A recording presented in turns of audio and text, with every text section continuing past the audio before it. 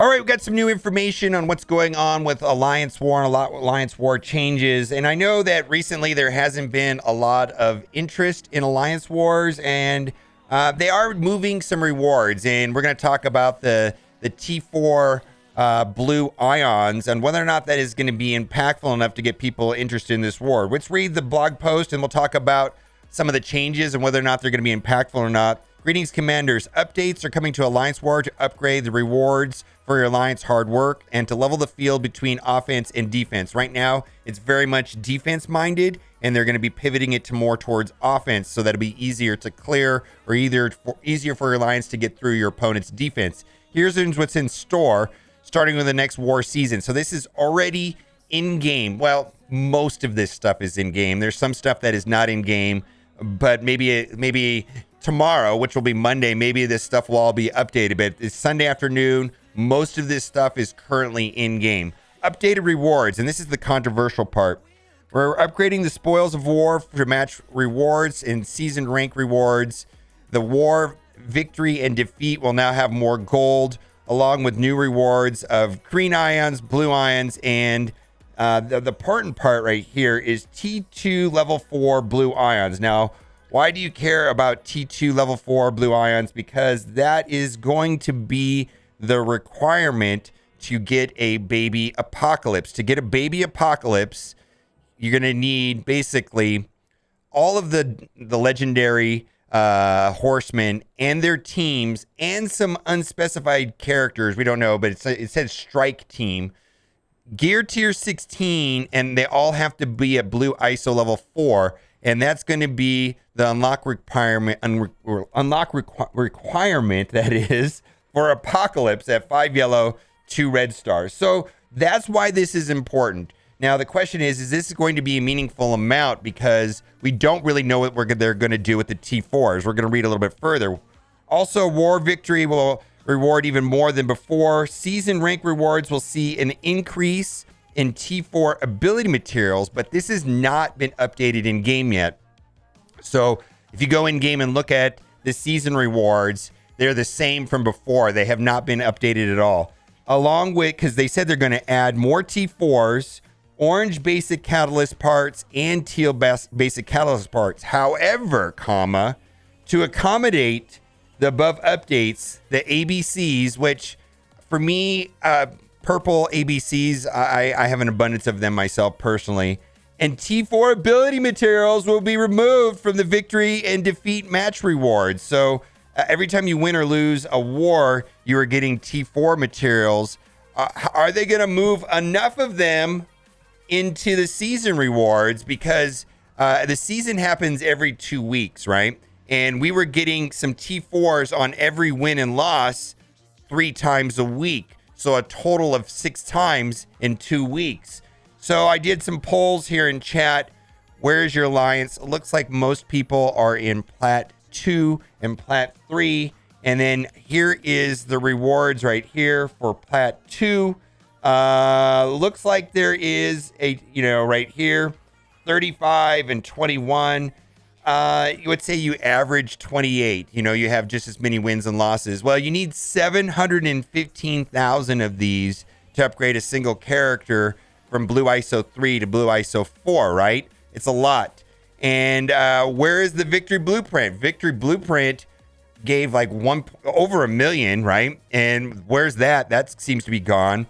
And, the max rewards on that, I think, was higher than 1.5, which was once a month. But if you do this, and let's say you average, you win some, you lose some, right? And it's 28,000. That's still over 8-9 weeks to upgrade a single character just from war rewards. So those rewards, of course, do escalate depending on where you are. Like most people, from the people that I polled, are in Platinum 2 or Platinum 3, but not a lot of people are in Platinum 4 or Diamond, according to the poll I just took. Let's go and read the rest of the post because we're going to read about the character and room bonus updates.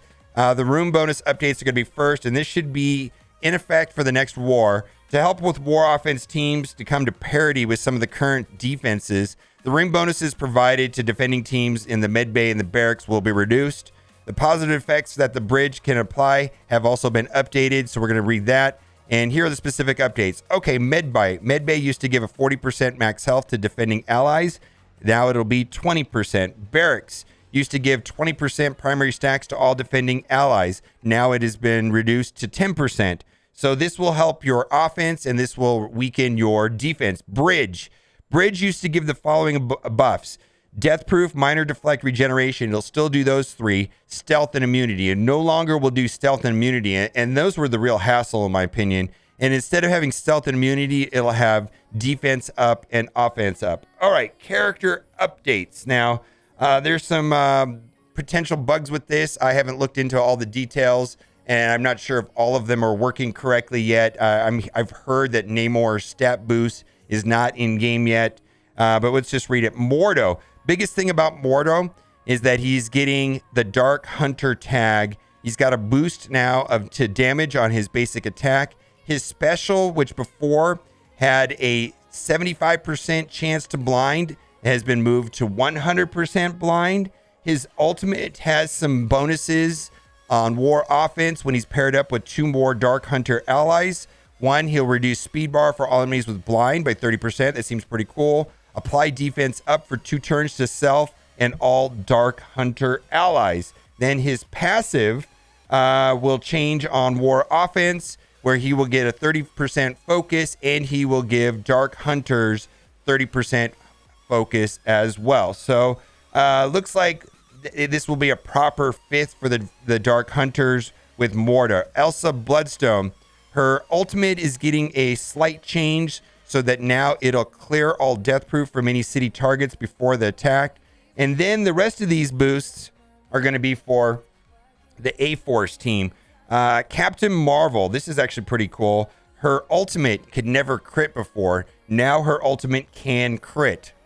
Finally, right? Oh boy. Remember how we never wanted to use her with X Factor because we thought that it'd be too, because she couldn't crit? Well, maybe she could be used with X Factor now, even though X Factor is not really meta. But I remember back in the day, that was like the thing holding her back from being, we ended up using Zemo anyways. But anyways, Zemo or let's say like Yo-Yo. But anyways, passive, some boosts to her A-Force allies. First, A-Force allies will gain additional 15% max tag. That A-Force tag was added there. A-Force will gain an additional 10% max health, and A-Force will get 10% damage. So those are all of them in Captain Marvel's passive.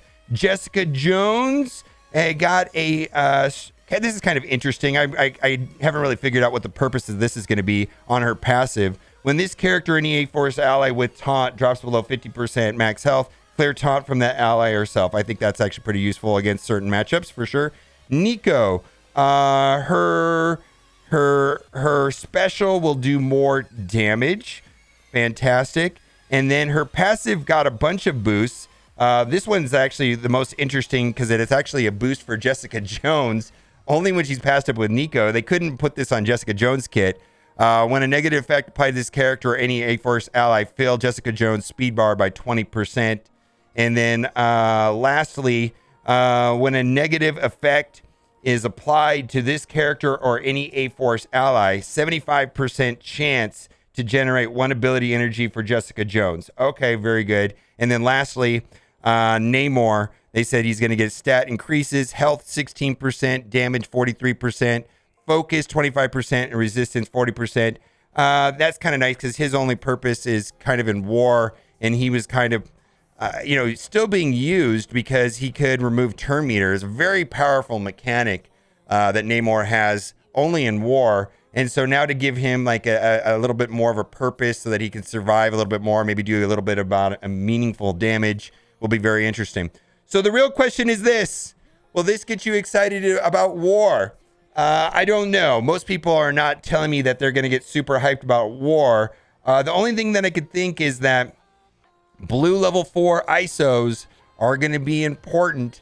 So like right now, I've been taking my Dark Hold and my Unlimited up to blue ISO 4. And I'm also working on my Gamma team because that is going to be the main requirement for a baby apocalypse. A full apocalypse is going to need Gear 17 and blue ISO 5. and we haven't really heard fully how we're going to be able to get all of those materials. But right now, I'm personally working towards getting the unlock requirements for Baby Apocalypse, which is Gear Tier 16, Blue ISO 5. That's going to be all of the legendary horsemen and their teams, and then there's going to be an unknown strike team that they have not announced yet. So it's a potentially 20 characters plus some more characters that all need to be at Blue ISO level 4, Gear Tier 16. Let me know if this is going to get you more excited about war. I'm not really sure myself if people are going to like war or more or not anymore. Anyways, thanks for watching and keep on gaming.